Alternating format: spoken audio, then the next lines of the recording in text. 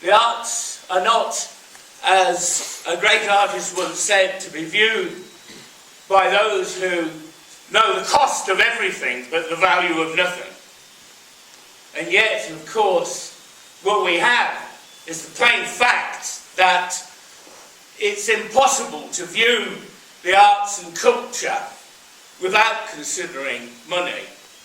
A very young Karl Marx, when he was the editor of the Rheinische Zeitung, wrote a very long time ago, in a country that was then subject to a great deal of repression, particularly of the arts, and where, unless you got the patronage of very rich people, you couldn't produce art that was challenging, interesting, and above all, relevant to human dynamics and interests. Marx wrote, "The first principle of culture is that it should not be a business." Because, of course, if it is a business, then it begins to undermine the very point of culture, which throughout human history has been a means to unite and involve us in communal activity. From work songs to appeals for beauty and nature. It's very rare that you see a form of culture which celebrates acquisition, the stock exchange, or investments in bonds. Art and culture is the essence of human empathy. It portrays that quality, and in so doing becomes great. Great art is great empathy. And when we view the way in which the funding of art is carried out in this country, we see that regions were taken out by the new Labour government of the framework of Arts Council England, dominated by people interested only in certain arts, in certain cultures. If you live in London, fine, you get access to all sorts of potential arts.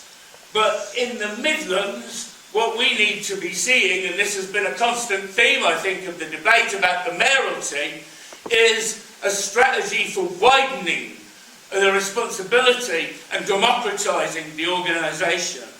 No involvement of trade unions, no involvement of cultural workers. And then, if you try to find out what the Arts Council England, ACE, is up to, sorry, the more faint-hearted of you might find it difficult looking at the cover of our manifesto. But I'll read you a little bit of it, tiny bit. I couldn't understand their minutes at all.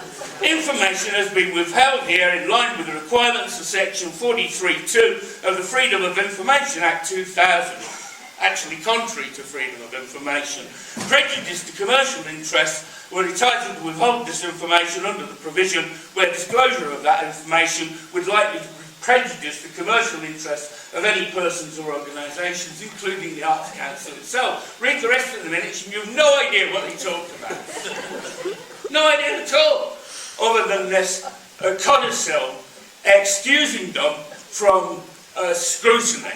That's what's got to change. I'm for art and culture for all. I want to see, I negotiated with First Bus, huge bus company, the first learning agreement whereby ordinary workers could enjoy the possibilities of extending their education.